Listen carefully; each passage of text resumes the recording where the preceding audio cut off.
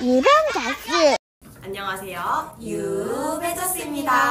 저희가 이제 진행할 피드백이 다 정답은 아닌 거 아시죠? 저희가 했던 경험을 토대로 드리는 조언이라고 들으시면서 수업이나 면접을 조금 더 발전시킬 수 있는 기회로 삼으셨으면 좋겠습니다. 그럼 지금부터 오늘의 피드백 시작해 보도록 할게요. 527페이지의 4번 구상형 문제부터 시작하도록 하겠습니다. 구상형 문항에 대하여 말씀드리겠습니다. 유아교육 현장에서 교사는 유아의 문제 행동에 대한 지도를 합니다. 그런데 이에 대해 학부모님께서 불만을 제기하기도 합니다. 하지만 유아의 문제는 학부모님과의 협력을 통해 보다 효과적으로 해결할 수 있기 때문에 교사는 학부모님의 마음을 이해하고 함께 해결하기 위해 노력해야 합니다.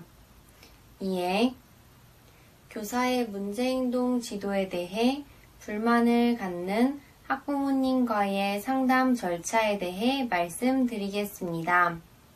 우선 서론의 논지 파악을 잘 하셨어요.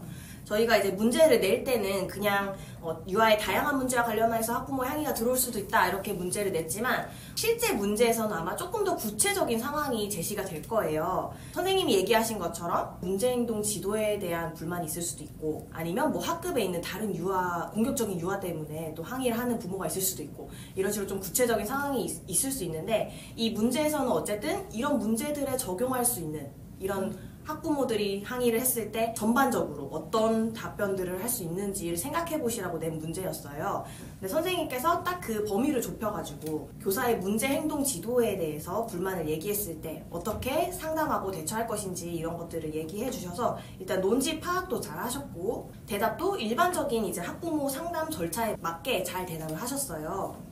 답변을 하실 때 표정이 경직되어 있는 게 고민이라고 하셨는데 저희가 이제 영상을 보기에도 살짝 이렇게 경직되어 있는 모습이 자꾸 보였어요. 그래서 수업 실현 때처럼 이렇게 계속 활짝 이렇게 웃을 필요는 없지만 면접도 긴장을 하다 보면 아무래도 얼굴 표정이 경직될 수밖에 없거든요. 조금 마음을 편안히 가지시고 눈부터 이렇게 웃어보시는 연습을 해보시면 좋을 것 같아요. 표정이랑 더불어서 말투도 저는 이제 계속 끝까지 듣다 보니까 조금은 딱딱한 느낌이 들긴 했어요.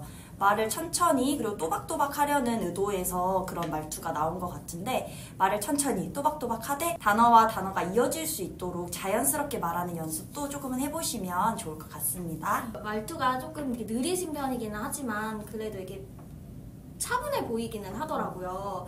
근데 또 느려도 이렇게 힘이 없이 답변을 하는 것보다는 차분한 게 더 좋기는 해요. 그렇지만 이게 시간도 실제 시험에서는 답변하는 시간 때문에 시간 체크를 더 어려울 수도 있으니까 속도를 조금 붙여서 답변해보는 것도 좋을 것 같아요.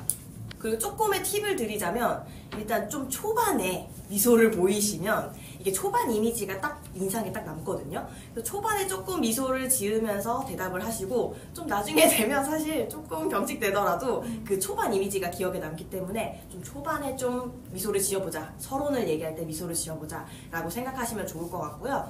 그리고 구상지를 일단 보지 않고 서론을 하시는 모습이 되게 자신감 있어 보이고 좋았어요.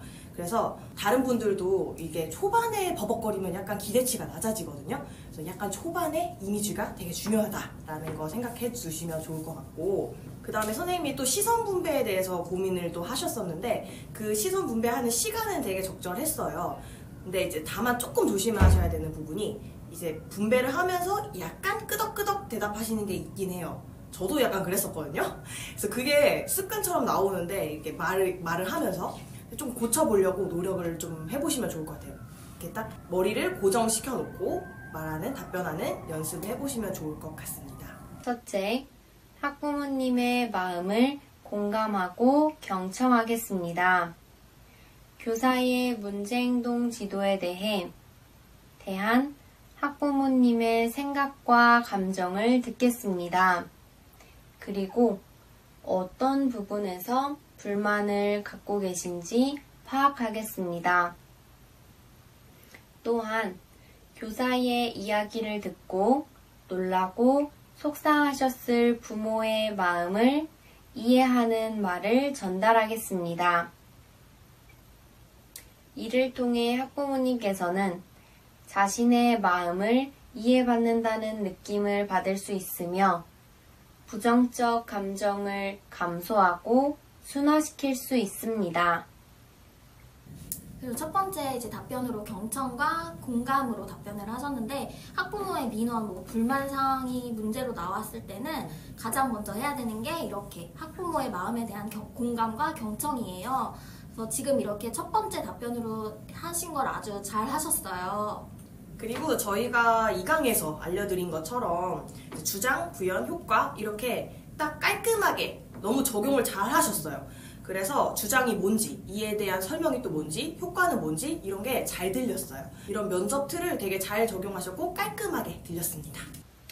둘째, 유아의 문제 행동에 대한 이해를 높이기 위한 객관적 자료를 제공하겠습니다. 일상생활에서 유아의 문제 행동을 관찰하고 기록한 자료, 사진, 동영상 등의 객관적 자료를 부모님과의 상담 시 제공하겠습니다. 이를 통해 부모님은 유아의 문제 행동을 객관적으로 이해하고 관찰할 수 있으며 교사의 말에 대한 신뢰를 높일 수 있습니다. 두 번째 주장도 굉장히 잘 말씀하셨습니다. 이렇게 객관적 자료를 통해서 일단 학부모가 객관적으로 파악하고 교사의 말에 신뢰를 얻을 수 있게 하는 게 또 상담할 때 되게 중요한 부분이에요. 그래서 이런 부분들도 되게 대답을 잘 하셨고요. 셋째, 학부모님과 함께 유아의 문제행동 지도 방안에 대해 의논하겠습니다.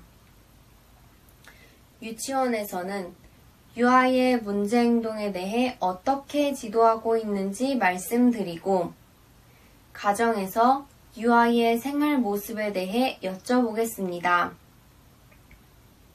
그리고 부모님과의 협의하에 동일한 지도 방안을 찾고 일관되게 지도하겠습니다.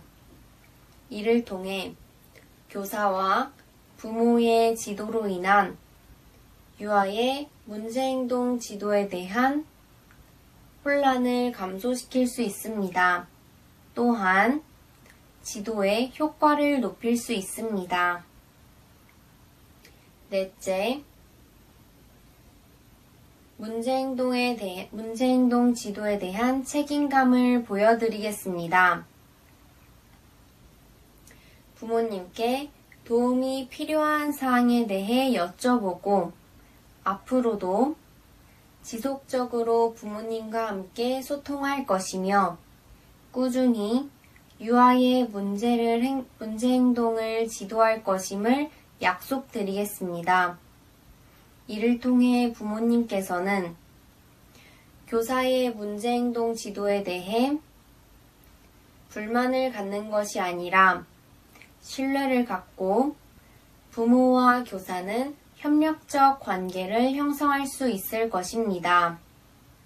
이렇게 중간에 잠깐 실수했을 때도 당황하지 않고 바로 차분하게 이야기하신 거 정말 잘하셨어요. 실전에서도 이렇게 한다면 전혀 실수로 비춰지지 않을 거예요.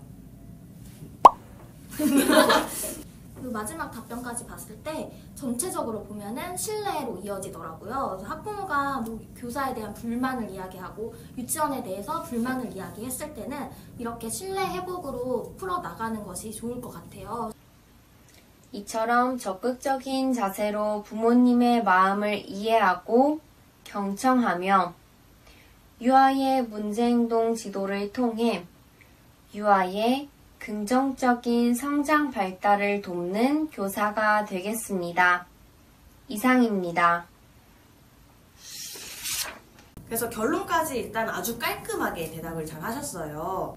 전체적인 답변이 이제 저희가 이 문제를 낼 때 생각했던 답변과 굉장히 흡사하게 답변을 하셔가지고 논점도 잘 파악하셨고 깔끔하게 잘 들렸습니다. 그럼 다음 문제 보도록 할게요. 다음 문제는 페이지 541쪽에 1번 즉답형 문제로 보도록 하겠습니다. 즉답형 1번 문항에 대하여 말씀드리겠습니다. 최근 유아의 문제행동 지도에 대한 사회적 관심이 높아지고 있습니다.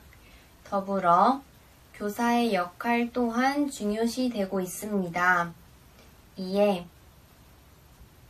유아의 문제행동을 지도할 때 교사가 갖춰야 할 인성적 자질에 대해 말씀드리겠습니다. 이렇게 즉답형 문제로 드렸는데도 서론을 간단하게 말씀하시고 지금 본론을 들어가셨죠. 이렇게 간단하게라도 서론과 결론을 말하는 연습을 해두신다면 실전에서도 다음과 같이 하실 수 있을 거예요. 첫째, 존중입니다. 유아의 행동을 비난하고 다그치는 것이 아니라 유아의 입장에서 생각하고 문제 행동의 원인에 대해 파악하는 것이 우선시 되어야 하기 때문입니다. 첫 번째로 존중을 주장을 해주셨어요. 그리고 부연을 보니까 유아의 문제 행동에 대해서 다그치는 게 아니라 유아 입장에서 생각을 해보고 왜 그렇게 하게 됐는지 문제 행동에 대한 원인을 이해하겠다라는 부연의 설명들을 들어보니까 이게 왜 존중이지? 라는 생각이 조금은 들었던 것 같아요. 선생님께서 이제 필요한 교사의 인성적 자질이라고 생각하고 하시다 보니까 존중이라는 키워드를 사용하신 것 같은데 부연으로 봤을 때는 저는 공감하는 태도 또는 뭐 이해하려는 태도 이런 식으로 공감이나 이해라는 키워드를 주장으로 한번 해보시면 어떨까라는 생각이 들었습니다. 저도 존중이라는 키워드를 꼭 쓰고 싶으셨다면 유아 자체에 대한 존중 이런 쪽으로 풀어나가셨으면 존중이라는 말도 어울렸을 것 같아요. 그런데 지금은 문제 행동에 대해서 이야기를 하고 있고 유아가 왜 그런 행동을 했는지 그런 거에 대한 존중을 하기 때문에 유아 자체는 존중하되 유아의 문제 행동을 존중한다? 이거는 조금 요점이랑은 맞지 않을 것 같다고 생각했어요. 둘째, 믿음과 인내입니다. 유아의 행동은 단기간에 변화하지 않습니다. 따라서 교사는 점진적으로 유아의 행동이 변화할 것임을 믿고 기다려야 하기 때문입니다. 셋째, 적극성입니다. 교사는 유아의 문제행동 지도에 대해 동료 교사와 의논하거나 전문 서적을 읽고 연수를 듣는 등의 방법을 통해 유아의 문제행동 지도 방안에 대해 다양하게 찾아보고 개별 유아의 특성에 적합한 지도를 하기 위해 노력해야 하기 때문입니다. 그리고 셋째로 적극성을 지금 말씀해 주셨는데 이것도 부연을 듣다 보니까 전문성 아닌가? 라는 생각이 저는 들었는데 이제 문제를 봤더니 인성적 자질을 말해라 라는 문제였기 때문에 선생님께서 적극성이라고 말을 하시고 부연에 이제 전문성을 이제 쌓겠다 이런 식으로 말을 하신 것 같아요. 그래서 부연에서 조금 더 적극성에 알맞는 부연의 키워드들을 써주셨으면 저도 바로 납득이 됐을 것 같거든요. 전문 서적을 적극적으로 찾아보고 뭐 지도 방안을 찾아서 적극적으로 실천해보는 교사가 되겠습니다. 이런 식으로 했다면 더 맞아떨어지는 주장과 부연이 될 수 있었을 것 같아요. 넷째, 개방성입니다.